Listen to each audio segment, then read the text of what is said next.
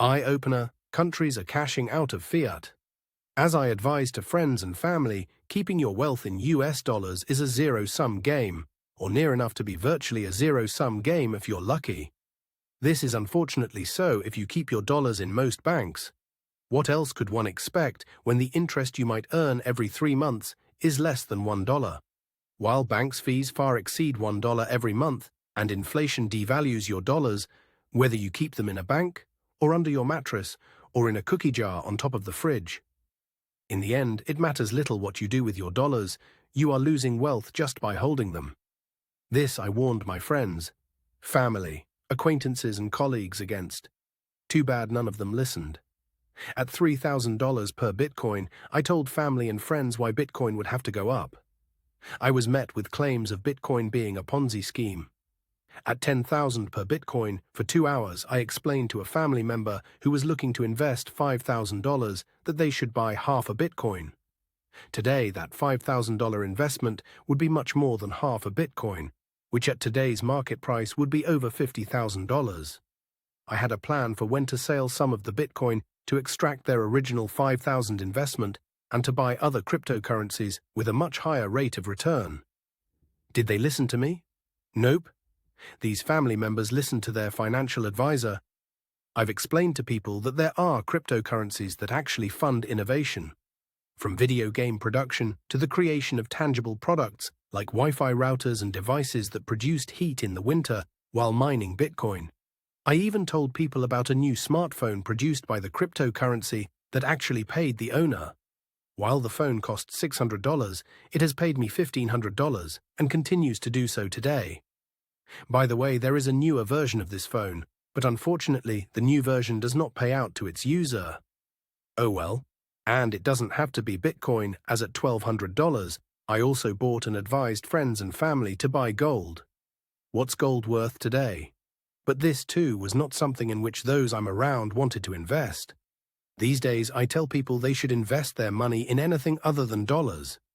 I simply point out the dead end that dollars represent because inflation chips away at any wealth kept in dollars on a daily basis.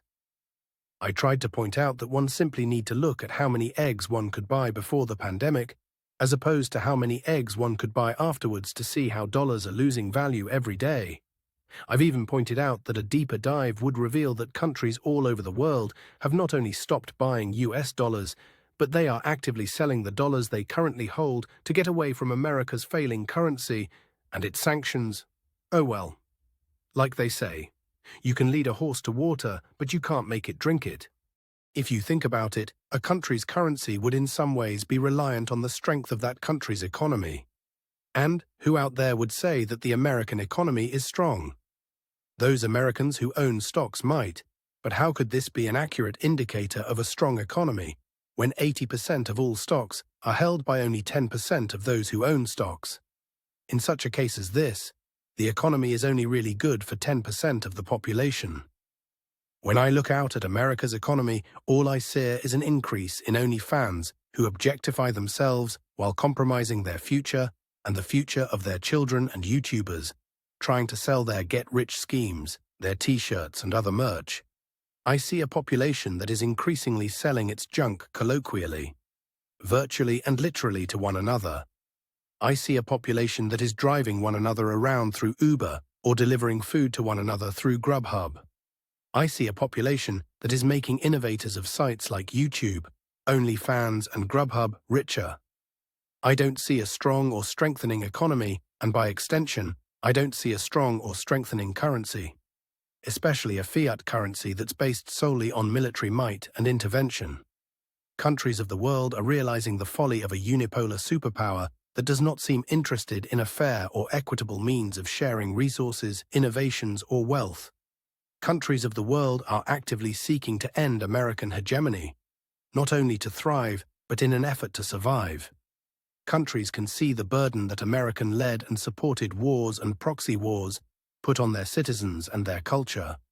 The United Kingdom is a perfect example of a country that is losing its soul due to an influx of immigration. I'm not saying there should be no immigration. I'm saying it should not be caused by aggression, and it should not occur at the cost of a country's sovereignty or culture. Just look at what immigration is doing to the United Kingdom, and look at what American interference has done to immigration into the United States. Click on the link below to see a debate about how immigration is impacting the United Kingdom. There are plenty of blogs, news and websites reporting and complaining about our leaders and their failures. How many, however, are offering or even pointing to any solutions? The book Solutions. Enough Complaining. Let's Fix America by Chris Osman does, and it can be found on Amazon or at www.mikesonsentertainment.com. To find out other ways you're being screwed by your current leaders, check out the posts on this blog daily. Learn about the biggest and worst issues that America and its people face today. You can also check into this blog daily to hear about those issues that America and its people will face in the near and distant future. If, however, you would like to discover possible solutions to either mitigate the worst impacts of these issues or solutions to avoid them altogether, keep listening. The problems we face are not as complicated as so many leaders and news reports claim. They are man-made and are only claimed as complicated, so those who are responsible can maintain control. For example, there is a persistent argument that moving government is like turning a cruise ship around. It is supposedly a long process that can only be achieved incrementally. While this may be true for laws and policies that benefit the majority of Americans, it does not seem to be so for that smallest of American minorities. When one examines the policies and laws that benefit that minority known as the elite or the rich, the speed at which those laws are passed is exponentially faster. While most of us sit on the deck chairs, waiting for the Titanic to avoid the myriad of icebergs of which we seem to continually run afoul, the elite ride comfortably in speedboats. If, according to the Declaration of Independence, all men are created equal, why do the rich live quite different lives than the rest of us? Where is our speedboat? In 2018, Chris Osman wrote a book highlighting the problems humanity would face if more power, wealth, and control were funneled to a small group of individuals, groups, or organizations. In that book, Mr. Osman provides solutions, offered up from himself and others, to the inevitable problems we would all face. In it, he also provided a means for the public to analyze, compare, and contrast the words and deeds of those we've chosen to follow against our real-world experiences. To this end, Mr. Osman provides the means for readers to disseminate information as provided by their news sources of choice, their elected officials, and any other authority they choose to follow. The book, titled Solutions, Enough Complaining. Let's Fix America offers a means to hold leaders up, not just to a higher standard than is currently accepted, but to one that will improve lives. Don't be the dumb horse. Click the link below and get your copy of Solutions today.